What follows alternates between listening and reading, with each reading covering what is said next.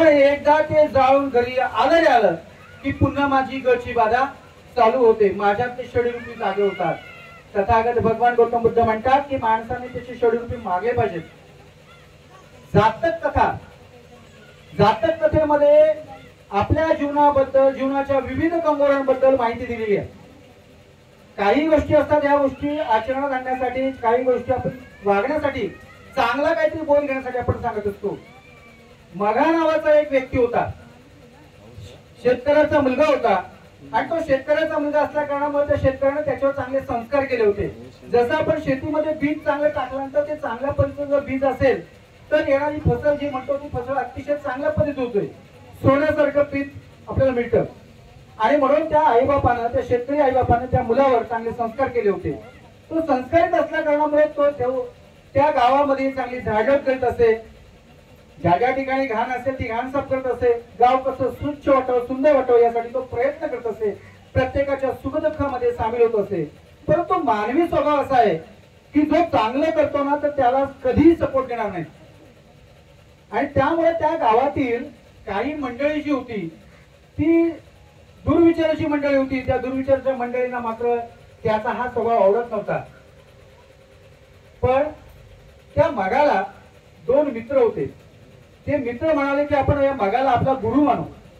म्हणून ते मगाकडे आले आणि मगाला म्हणाले तू जे कार्य करतोस ते खूप चांगलं आहे, त्याच्यामुळं आम्ही तुझे शिष्यत्व करतोय आणि तू सांगशील त्या पद्धतीने आम्ही चालू. मगाने उत्तर दिलं, माझ्यासारखं वागू नका. हे शरीर नश्वर आहे. मी जे काम करतो त्या कामामध्ये तुम्ही मदत करा. असं जर केलं तरच खऱ्या अर्थानं आपल्या जीवनाचं सार्थक आहे. आणि त्या अनुषंगाने मग अनेक तरुण त्यांच्यामध्ये सामील झाले. गावाच्या गावात स्वच्छ व्हायला लागली. चांगले विचारांची प्रेरणा झाली. पुन्हा एकदा या लोकांनी त्या देशाच्या राजाकडे तक्रार केली की ही जी मंडळी जी आहे ही मंडळी गावामध्ये धुमाकूळ घालते, वाईट वागते, महिलांना त्रास देते.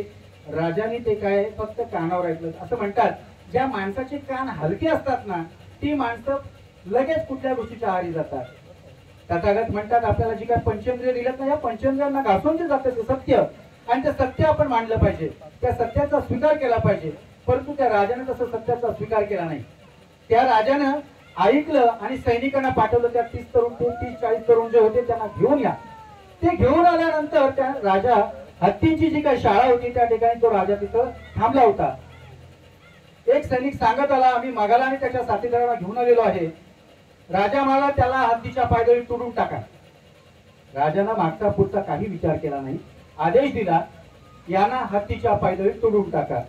मघाने आणि त्याच्या मित्रांनी असं ठरवलं की आता आरडाओरडा घालून काही फायदा नाही. परंतु मंगलमैत्री भावना ही तथागताने दिलेली आहे आणि मंगलमैत्री भावनेमध्ये खूप मोठी ताकद आहे. आणि त्या अनुषंगाने त्यांनी त्या हत्तीशी मंगलमैत्री करण्याचा विचार केला. मंगलमैत्री करण्याचा विचार केल्यावर तो हत्ती जसा पिसाळलेला होता तो तिथपर्यंत आल्यानंतर त्या हत्तीने मात्र त्या लोकांना काही केलं नाही. सैनिकांनी राजा पुढे हा संदेश दिला की आपण जो पिसाळलेला हत्ती सोडला होता तो पिसाळलेला हत्ती सुद्धा यांच्यावर काही करू शकला नाही.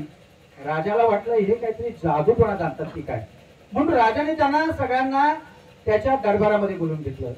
बघा, शील, सदाचारी आणि चांगल्या वृत्तीची वागणारी माणसं यांना नेहमी समाजामध्ये त्रास होत असतो. परंतु तथागत म्हणतात मंगल मैत्री आणि सर्वांशी चांगलं वागणं हे आपण कायमस्वरूपी जवळ ठेवलं पाहिजे.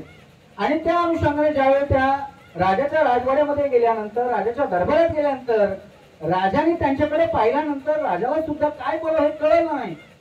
यशी मंगल मैत्रीची ताकद आहे. त्या ठिकाणी पण त्यांनी मंगल मैत्री केली होती.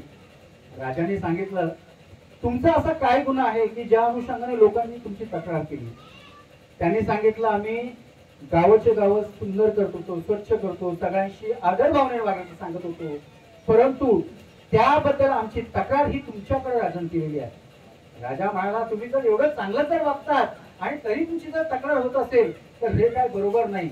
आपण एक काम करूया, ज्या लोकांनी तक्रार केली त्यांनाच आपण फाशी देऊया. बघा, चांगल्या वृत्तीची, चांगल्या आशावादी विचाराची माणसं जी असतात ना ती नेहमीच कणवाळू असतात, मायाळू असतात. या सर्व तरुणांनी त्यांना सांगितलं राजन त्यांची चुकी झालेली आहे, ह्या चुकी फक्त त्यांची झाली ही त्यांना समजली पाहिजे, एवढंच फक्त आम्हाला वाटतं, त्यांना काय फाशी देऊ नका. आणि म्हणून माणसाची जी काही आभूषणं आहेत चांगल्या वागण्याची, चांगली मंगलमैत्री करण्याची, ही आपण जोपासली पाहिजे. हे काका, दाजी काका, मगाशी उल्लेख केला सगळ्यांनी की हे सगळे ज्युनियर पीटीसी झाले सर, बरोबर ना? ज्युनियर पीटीसी झालेले लोक होते आणि हे लोक त्या वेळेला ठरलेल्या नोकऱ्या असायच्या. शिक्षक, तलाठी, ग्रामसेवक, त्याचबरोबर वनरक्षक, अशा या काही नोकऱ्या ठरलेल्या असायच्या. आणि योगायोगाने माझे वडील सुद्धा त्यांचे मित्र असल्या कारणामुळे ते एका ठिकाणी शिकले. माझ्या वडिलांकडनं मी त्यांच्याबद्दल ऐकलं की दाजी म्हणजे शरीराने धष्टपुष्ट असणारा माणूस, धिप्पाड, आणि एवढाही धिप्पाड असूनही त्याने कधी कोणावर रुबाब केला नाही, सर्वांशी प्रेमाने वागला. दाजी काकांबद्दल मला एक अनुभव मागाशी मी सांगितला होता, तो सांगतो की आदिवलीला दाजी काका तिथे आले होते. वडील माझे फॉरेस्ट डिपार्टमेंट, माझे वडील इरिगेशन डिपार्टमेंट असल्यामुळं, आणि त्यावेळी 1986-87 साली त्यांनी 100 रुपयाची नोट मला दिली होती.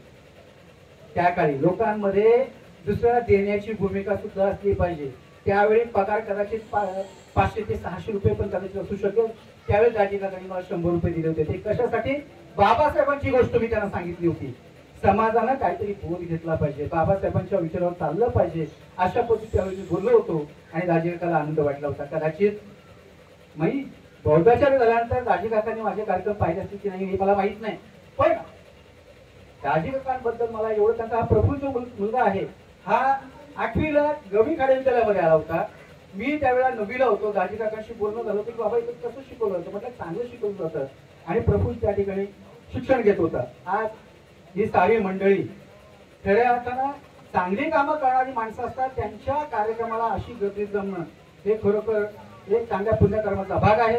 आपण सारेजण त्यांच्या पुण्यकर्मासाठी उपस्थित झाला, याबद्दल मी गायकवाड परिवाराच्या वतीनं आपणा सगळ्यांना खूप खूप धन्यवाद देतो आणि आपल्या सगळ्यांचं कल्याण हो, मंगल होई, मंगलमैत्री भावना व्यक्त करतो.